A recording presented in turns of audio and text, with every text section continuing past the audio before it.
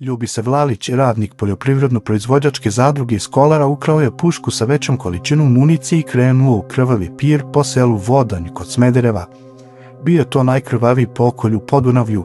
Za samo pola sata Lalić je sa 5 hitaca ubio 5 meštana. Njegove žrtve bili su Velimir i Srbijanka Mitić, Branko Arsić i njegov sin Slavoljub, radnici iz Vodnja, dok je na lokalnoj železničkoj stanici ubio otpravnika vozova Ranka Đorđevića. Glavni motiv ovog zločina 1. decembra 1953. godine bila je osveta.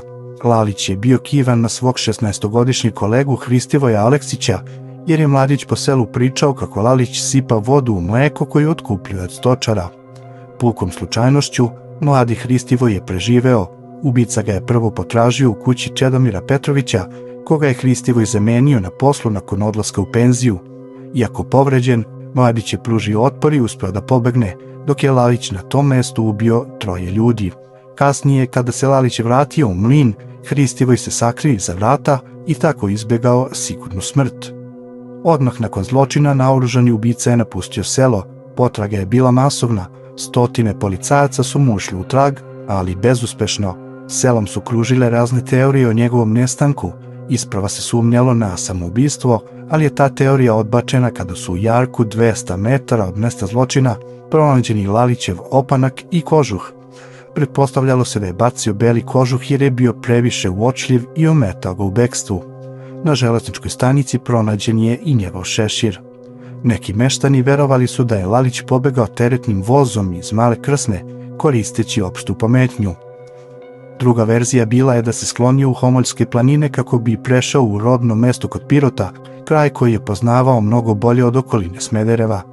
Iako su čuvar zadruge i drugi meštani odmah izašli na mesto zločina, niko te noći nije video ubicu kako odlazi.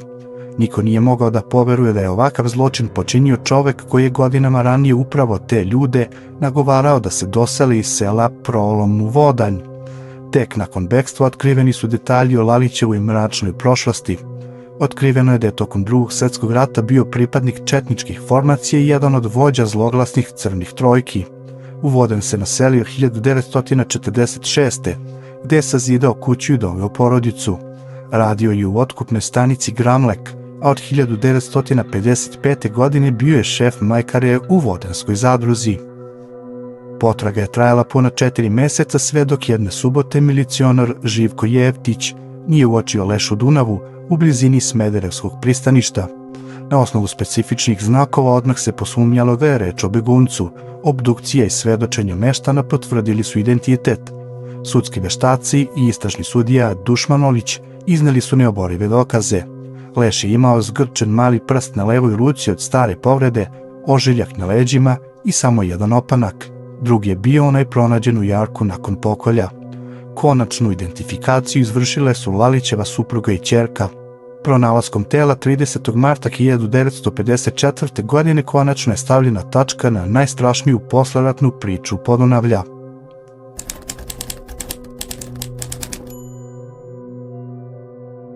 Šestorica direktora Skopske fabrike 11. oktobar i vlasnici privatnih firmi moraju da plate 2,7 miliona dinara kazne, ali i da ukupno provedu u zatvoru 32 godine. Oni su godinama pljačkali fabriku šavnih cevi i aluminijumskih konstrukcija. Rade Novković, zamenik generalnog direktora i ekonomski tehničar fabrike, dobio je najveću kaznu od 12 godina strogog zatvora, zabranu vršenja rukovodećih funkcija u privrednim organizacijama 6 godina posle izdržane kazne i obavezu da plati fabrici odštetu od 1.320.000 dinara i 215.000 za sudske troškove i paušal. Drugi osuđen je njegov kolega Siniša Kostić, komercijalni direktor, sa 7 godina strogog zatvora. Plaćenim odštete od 240.000 dinara i 152.000 dinara sudskih troškova.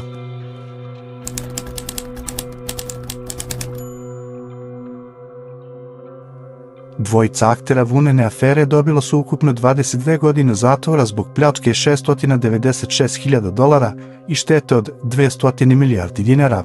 Istovremeno njime je konfiskovana celokupna imovina. Presudilo im je Veliko veće okružnog suda u Beogradu zbog niza nezakonitih poslova prilikom uvoza vune iz Australije. Dobrivoje Jakovljević i dr. Miodrag Mekić, dobili su 10, odnosno 12 godina zatvora. Bivši direktor Centra tekstila i nekadašnji načelnik u Saveznoj direkciji za robne rezerve su zloupotrebom službenog položaja, falsifikatima, štetnim ugovorima i krivičnim delom pljačke oštetili jugoslovensku vunarsku industriju.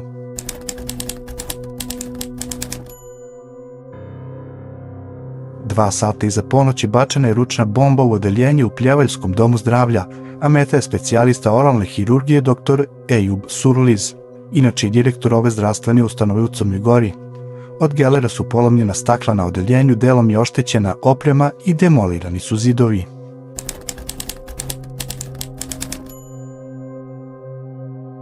Pripadnici obezbeđenja tadašnjeg premijera Republike Srpske Milorada Dodika pretukli su navijače i nekoliko policajaca koji su obezbeđivali finalnu košarkašku utakmicu između banjalučkog kluba Borac Nektar i Igokeje.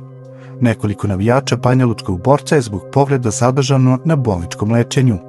Premijer Dodik se sutradan izvinio građanima Banja Luke i navijačima i naveo da su zbog incidenta suspendovana dvojica radnika službe obezbeđenja i da se protiv njih vodi postupak. Godinama kasnije vlasništvo nad klubom Igokeja vezivala se upravo za Dodika, kome je 2026. sud zabranio da obavlja javnu funkciju na političkoj sceni Bosne i Hercegovine. Menjao je rukovodeće položaje od predsjednika Srpske i premijera do srpskog člana predsjedništva države u Sarajevu.